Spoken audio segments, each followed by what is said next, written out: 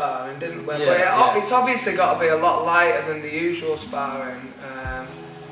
If not for your face, but for your hands. You don't realise how badly you can injure your hands. I mean, I think Ben broke his he broke his hand. In that fight. So the injury risk to your hands is massive. 100%. I remember, obviously, leading up to the fight, like personally, that was one of my biggest sort of worries, was like breaking my knuckles, because I already had my next fight arranged, which was only sort of a month and a bit after that one. So mentally, I was just really sort of wary of breaking my own hand. Yeah.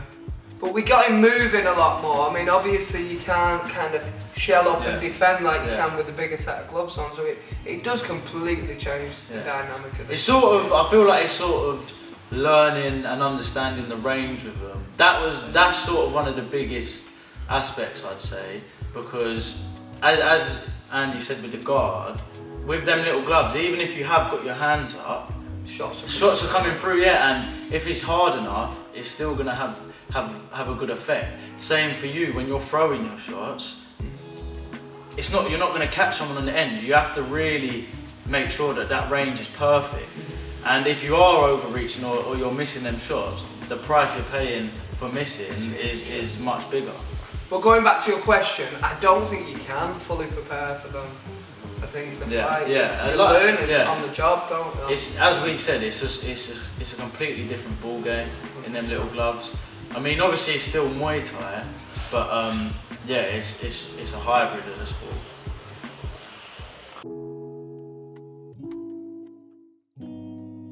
So, obviously gambling has a massive play in Muay Thai in Thailand. I mean, some may argue not always for the benefit of the sport.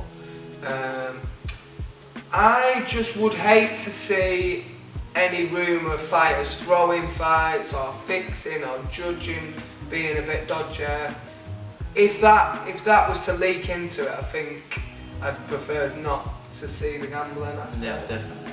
But at the moment, it's a novel, new idea. 100%. It can only bring eyes to the sport, which is good.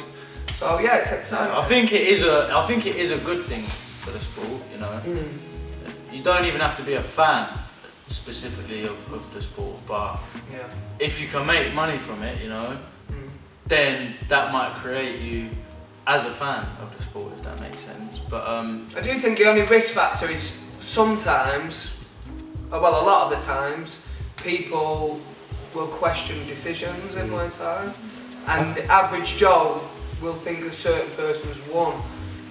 People understanding the scoring is still a massive issue in this country. I think that's an excellent point. Certain times I've watched fights and I'm like, how is that decision gone that way? Yeah, exactly. Now, there's nothing behind that. No. So I'm going to say, okay, maybe the ref saw something, the judge saw something I didn't see. But let's say £20,000 has gone on fighter in the red corner now. You're going to get a bit. I'm going to think. Yeah. So that's an excellent point. That is an excellent point. To keep the sport pure at this moment in time. No betting's allowed. It's just down to the judges and whatnot. Yeah. But if money comes in it, how will it change? It changes everything. Yeah.